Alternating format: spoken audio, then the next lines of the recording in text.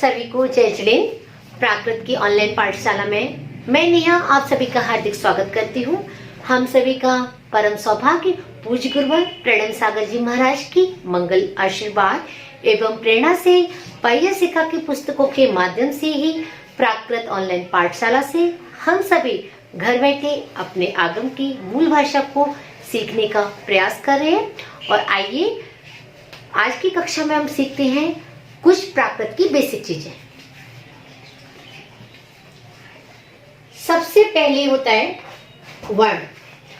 वर्ण को प्राकृत में वर्ण बोलते हैं। वर्ण किसे कहते हैं? वर्ण भाषा की सबसे छोटी इकाई है। वर्ण क्या है? भाषा की सबसे छोटी इकाई है। वर्ण को ही अक्षर कहा जाता है, यानी कि लेटर कहा जाता है। किसी भी लेटर को इंग्लिश में हम लेटर बोल सकते हैं, उसे क्या कहते हैं? वर्ण कहते हैं। वर्णमाला, जिसे प्राकृत में वर्णमाला कहते हैं। वर्णमाला की परिभाषा क्या है? वर्णों के समूह को, यानी कि जो ये वर्ण है इनका जो समूह है उसे वर्णमाला कहते हैं।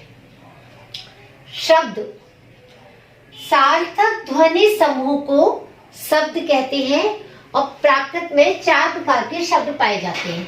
शब्द किसे कहते हैं? सार्थक ध्वनि समूह को शब्द कहते हैं।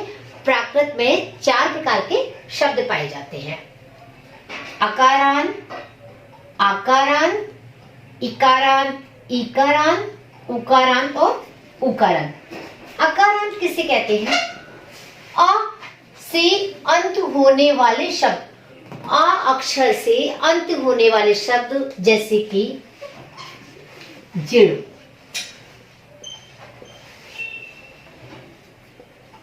विजा, ल, अ।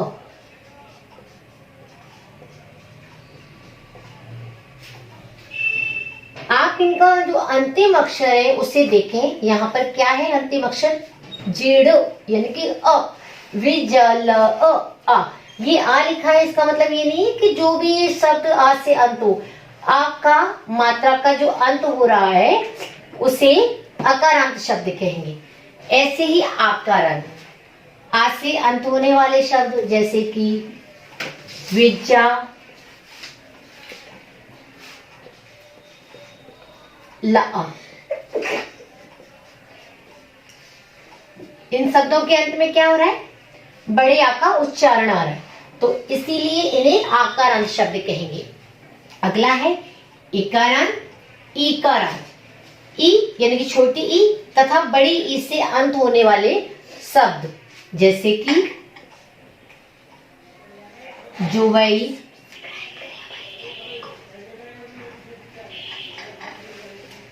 सूही,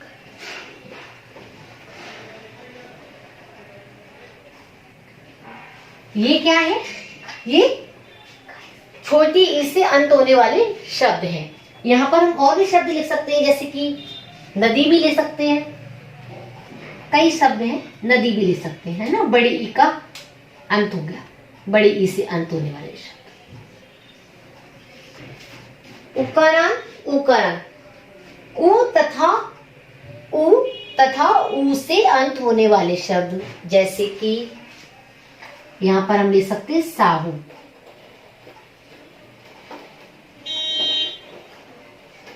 साहू यानी कि यहाँ पर किसकी मात्रा लगी हुई है? छोटे ऊ की लगी हुई है, तो साहू हो गया। और एक शब्द हो गया बहु। तो इस तरह से ये उकारांत और उकारांत शब्द हुए। अगला है पद। पद किसे कहते हैं?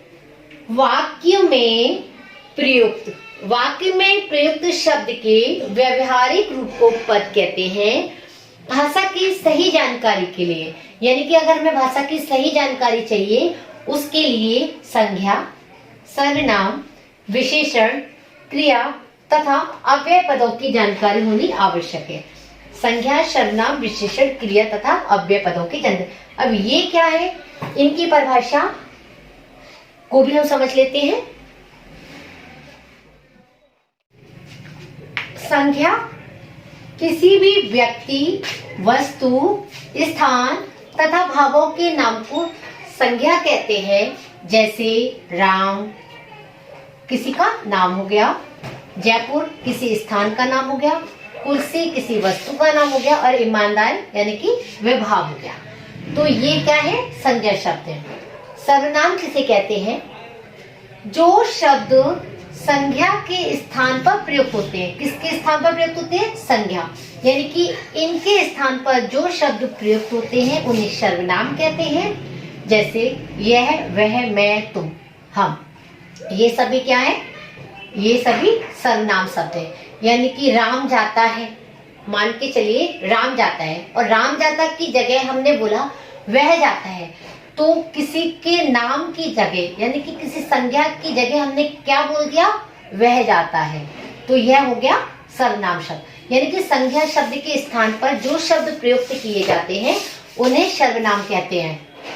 क्रिया, किसी भी कार्य के करने को या होने को क्रिया कहते हैं। यानी कोई भी वर्क हो रहा है उसे क्या कहेंगे? उसे क्रिया कहेंगे। और क्रियाएं दो प्रकार की होती हैं, पहली अकर्मक और दूसरी सकर्मक। अकर्मक और सकर्मक क्या होती है? पहले हम अकर्मक देखते हैं। अकर्मक की परिभाषा, जिन क्रियाओं को कर्म की अपेक्षा नहीं होती है, यानी कि ऐसी क्रियाएं जिनके लिए कर्म की कोई भी आवश्यकता नहीं होती है, अपेक्षा नहीं होती है, वे क्रियाएं अकर्मक कहलाती हैं। जैसे वह रोता है, मान के चलिए क्रिया क्या है? रोता है, वह रोता है। तो रोता कैसी क्रिया है? रोता अकर्मक क्रिया है। क्यों है? इसको किसी भी प्रकार के कोई भी कर्म की अपेक्षा नहीं है। अब हम समझते हैं सकर्मक क्रिया किसे कहते हैं। सकर्मक क्रिया, जिन क्रियाओं को कर्म की अपेक्षा होती है उसे सकर्मक क्रिया कहते हैं। जैसे वह फल खाता है। अब खाता है, क्या खाता है? वह खाता है, क्या खाता है? वह फल खाता है। तो खाना को फल की अपेक्षा है। वह खाता है, क्या खाता है? फल खाता है। तो खाने के लिए फल की अपेक्षा है, इसीलिए खाना एक सकर्मक क्रिया होती है। प्रत्यय, क्रिया के साथ काल और वचन के अनुसार जो शब्दांश लगते हैं। काल प्राकृत में कितने होते हैं? 4 होते हैं। वर्तमान काल, भूतकाल, भविष्यकाल, विधि एवं आज्ञावाचन। वचन के अनुसार यानी कि एक वचन है या बहुवचन है। तो क्रिया के साथ काल और वचन के अनुसार जो शब्दांश लगते हैं उन्हें प्रत्यय कहते हैं। मान लीजिए एक क्रिया है हस क्रिया, और इसमें कोई भी प्रत्यय लगाते हैं। वर्तमान काल का प्रथम पुरुष एक वचन का ई प्रत्यय लगा देते हैं। तो वाक्य अगर है हमारा वह हंसता है, वह हंसता है, तो वाक्य क्या बनेगा? सो हस प्लस ई।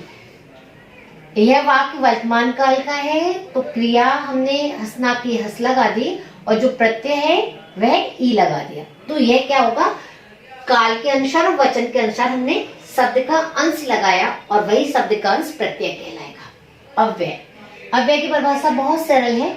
जिन शब्दों में पुरुष, वचन एवं लिंग के अनुसार कोई भी परिवर्तन नहीं होता, यानी कि चाहे वह कोई से भी पुरुष का हो, कोई भी वचन हो, कोई भी लिंग हो, उसके अनुसार कोई भी चेंजेस नहीं होता, यानी कि जो सदैव अवकारी यानी कि एजिटेज रहते हैं, उन्हें क्या कहते हैं? उन्हें अव्यय कहते हैं। जैसे अयुव का अर्थ होता है अधिक, अप का अर्थ होता है थोड़ा। तो ये क्या है? प्रत्यय है।